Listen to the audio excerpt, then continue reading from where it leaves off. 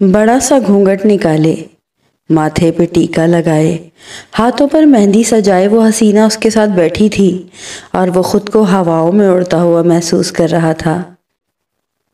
खुशी से मुस्कुराता वो माजी में खो गया। नीलम, इधर आओ, ताई अम्मा ने उसे बुलाया और वो बोतल के जिन की तरह हाजिर। नीलम आपा इस घर की जग आपा थी। एक कनाल के इस बड़े से घर में 3 भाई रिहाइश पजीर थे।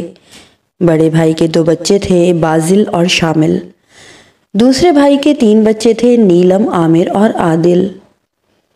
तीसरे भाई के भी 2 ही बेटे थे, हाशिम और हातिम। अब इत्तेफाक से नीलम इस घर की वाहिद लड़की थी और इन सब लड़कों में सबसे बड़ी भी। बाजिल इससे सिर्फ 2 दिन छोटा था और हाशिम 8 माह छोटा। बाकी सब लड़के नीलम से 4-5 साल छोटे थे, तभी सारे बचपन ही से उसे नीलम आपा बोलते। सबके मुंह पे नीलम आपा ही चढ़ गया था। नीलम को भी इस नाम का ऐसा असर आया था कि आपा का किरदार निभा रही थी। 12-13 साला नीलम हर काम में ताक थी। सारा दिन घर के काम कर करके घन चक्कर बनी होती।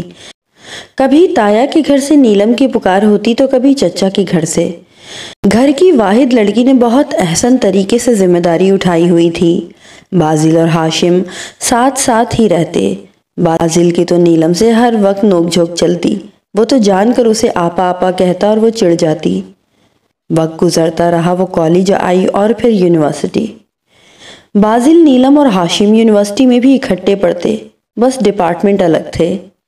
यूनिवर्सिटी से हॉस्टल जाते अक्सर नीलम और हाशिम की मुलाकात होती। न जाने कब आंखों का जाविया बदला, वो नीलम आपा से नीलम जी हो गई। दिल का हाल बदलता है तो आंखों से भी दिखता है। वो नीलम जी कहने लगा तो उसे अजीब सा लगा था।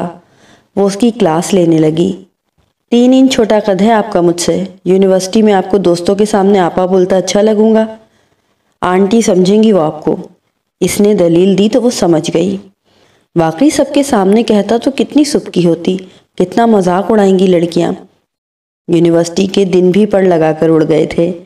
हाशिम तो अपने दिल की बात बोल भी ना पाया था। यूनिवर्सिटी के बाद जैसे ही बाजिल की जॉब लगी, ताई अम्मा को फौरन नीलम के रिश्ते का ख्याल आया। बाजिल के बारे में तो वो कब से सोचे बैठी थी, मगर बाजिल से बात की तो वो हत्ते से ही उखड़ गया।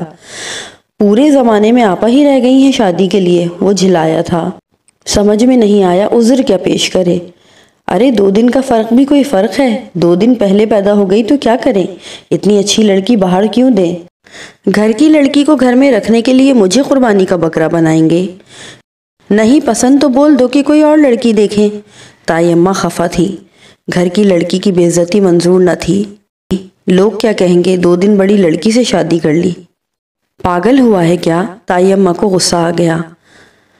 अम्मा नहीं होगा मुझसे, सब बातें करेंगे, वो आपा है आपा ही रहेगी। अभी भी कह रही हूँ मान जा, कोई आपा नहीं है, तूने ही उस बच्ची को बोल बोल कर आपा बना दिया है। अगर इनकार है तो बाहर देखेंगे। बाजिल चाहते हुए भी हाँ न कर सका। नीलम के रिश्ते की बात उड़ती हुई हाशिम तक पहुंची तो वो भी मैदान में उतर आया। मुझे नीलम जी से शादी करनी है। वो सीना ताने खड़ा था बेखौफ। चटाख, एक जोरदार थप्पड़ उसके मुंह पे पड़ा। शर्म नहीं आती तुझे, 8 माह बड़ी है तुझसे। आपा है आपा, हाया न आई, हाया न आई ऐसी बात कहते। अब्बा जी गरजे, नहीं है कोई आपा वापा, मुझे बस उससे शादी करनी है। वो भी जिद पे अड़ गया। दिमाग तो नहीं खराब तेरा, मार खा के भी कह रहा है कि उधर शादी करनी है। नाक कटवाएगा बिरादरी में, लोग क्या कहेंगे, इतनी बड़ी लड़की से ब्याह दिया। अब्बा सर पकड़ के बैठ गए। हमारे नबी सल्लल्लाहु अलैहि वसल्लम ने भी तो की थी बड़ी औरत से शादी, कोई गुनाह थोड़ी है।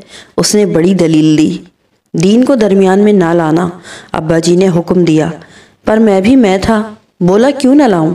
शादी करूंगा तो सिर्फ नीलम जी से, बेशक मार दें घर से निकाल दें, मेरा फैसला अटल है। 2 दिन से घर का माहौल खिंचा खिंचा था। हाशिम ने 2 दिन तक भूख हड़ताल किए रखी। ये और बात कि उसके छोटे कज़न कोनों खुदरों से उसे कुछ न कुछ पकड़ा जाते, कभी टॉफ़ी, कभी चिप्स, कभी जूस का डब्बा तो कभी केक। बस खाने को ना हाथ लगाया था। बिलाखिर बड़ों को हार माननी पड़ी थी। नीलम खुद अलग परेशान थी। उसने भी हाशिम को इस नज़र से ना देखा था, मगर अब देख लेने में कोई हर्ज भी ना था। جب لڑکی کی کہیں بات پکی ہو جائے تو ذہن بناتے دیر نہیں لگتی۔ اس نے بھی بڑوں کے فیصلے پر سر جھکا دیا۔ نیلم دلہن بنی شرمائی سی ہاشم کے پہلو میں بیٹھی تھی۔ اس پر روپ بھی ٹوٹ کر آیا تھا۔ وہ تو ہواؤں میں اڑ رہا تھا۔ بازل نے بھیگی آنکھوں سے ان دونوں کو دیکھا۔ وہ اس سوچ میں پڑا رہا کہ لوگ کیا کہیں گے، اور ہاشم نے لوگوں کی پرواہ نہ کی اور اپنی محبت جیت لی۔ اس کی کمزور محبت نیلم کے دل کا دروازہ پار نہ کر سکی تھی، بس دہلیز پر ہی سسک سسک کر مر گئی۔ اس نے آنسو پوچھے اور ہاشم نے چمکتی ہیرے کی انگوٹھی نیلم کی نازک حنائی ہاتھ میں پہنا دی۔ وہ دونوں ہی مسکرا اٹھے تھے۔